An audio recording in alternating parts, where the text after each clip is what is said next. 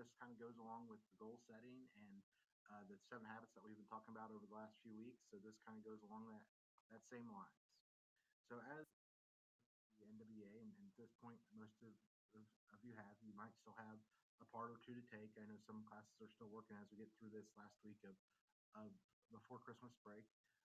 But at some point, most of you, if not all of you, have taken at least one portion of the NWA so far. So looking at our data so far, we kind of see where we're at towards meeting our goals. And if you remember, we set up a goal of 80% of our students reach their goal by the end of the year. So we're only, this is kind of a midway point. Think of this as kind of halftime. We're almost halfway through the school year, and we're doing a halfway checkpoint. So just like you look at the halftime of a football or basketball game. So halfway through, 80% of the students have shown growth, which is awesome. It shows everyone's learning, or we're making progress. We're learning towards those different things, and when we're smarter today than we were back in August when we first took the first test.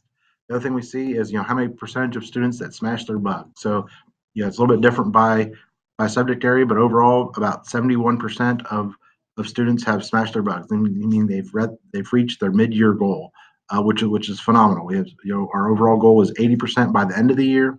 Halfway through, 70% have reached their mid-year goal and are making great progress towards hitting those end of year goals when we retake this test in March. So to put that another way, we put this in terms of bugs of our bump up goals that we each have. So we've got 10 bugs here. So out of those 10 bugs, we've smashed 7 of them. Our mid-year checkpoint, we've smashed 7 of them. Our goal is to smash 8 out of 10 by the end of the year.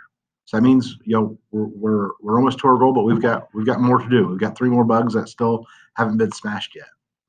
So another way to put it, our goal here is to reach this 80% threshold, where 80% of you, 80% of the students at Manchester Elementary reach their end of year goal.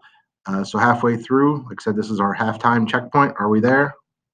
Not yet, and that's okay. We're making great progress. So we ask you to keep up that hard work. On your bug sheet here, you kept your track of your NWA score and how you've made progress towards that goal. And many of you have smashed those mid-year goals, but others are in the not yet category. And there's nothing wrong with being in the not yet category. It means we just still have some work to do. So looking at yet, what does that mean? That means up to the present time, up to now, we're not there. We're making progress, but we're not there. So just as in, we haven't reached our goals yet. And that's a really powerful word, the word yet. It's just 3 short letters, but it means that towards every goal, and we talked last time about making those stair steps towards the goal. And that means that we'll get there eventually. We'll get there when we want to get there, but we're not there at this particular time. So we're not there now. So keep taking those steps towards our goal. So how can you use yet to show how powerful this is? There's so many times when things are hard, we say, I can't do this, or I don't know this, or I don't think I can do it, or don't think I can, I don't get it.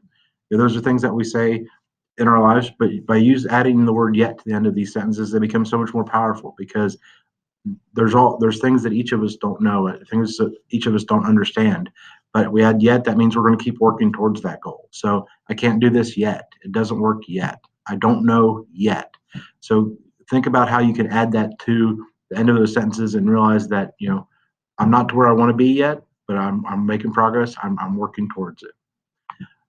So let's look at this from a smaller level. Let's look inside your brain for just a second. So inside your brain, inside your head, you have all these little cells floating around called neurons.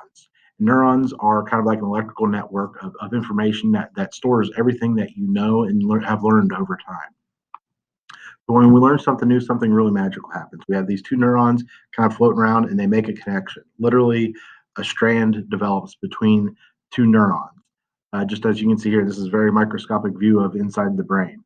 When we learn something new, it's like having a small thread think of a really thin piece of thread that might come out of your shirt, or you might see your button sewn on or something really thin.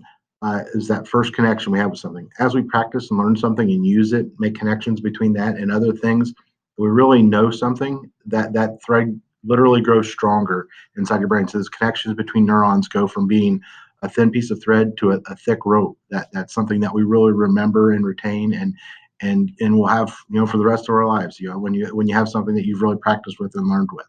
So, and those things come, like I said, with practice. So your brain is like any other muscle in your body. If the more you use it, the bigger it grows, the stronger it grows, and the more that you'll know, the smarter that you'll be. So it's something that develops over time. So just like I said, you eat right, you do all those right things, you exercise, you're going to get smarter. You exercise your brain, and how you exercise your brain is practicing. Doing those, reading helps exercise your brain. Talking, having conversations about what you're reading and about what you're talking about in class. Those things help make those connections and go from, like I said, think of it as a going from a thread to a strong rope and having a really strong connection between things. And you can truly get smarter and reach those goals.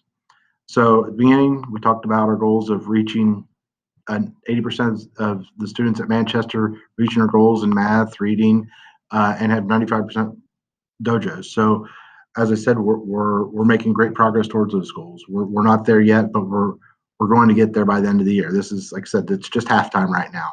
We're halfway through the year. So how we're going to reach those goals? We're going to do three things. We're going to practice, we're going to practice, and we're going to practice. That means, like I said, working hard in your classes, doing what your teachers ask you to do, doing that regular practice, whether it's in math or in reading or whatever you're doing in class, keep practicing and we'll get towards those goals. So I'm really proud of the work that we've done and the progress that everybody's made and the fact that already seven out of 10 of our 70% of the students here have reached their goals. So we're making great progress. We're not there yet. Keep working hard, keep doing what you're supposed to be doing, and we're going to reach those goals by the end of the year. So great job, everybody. Keep up the good work and have a great holiday break if I don't see you before then.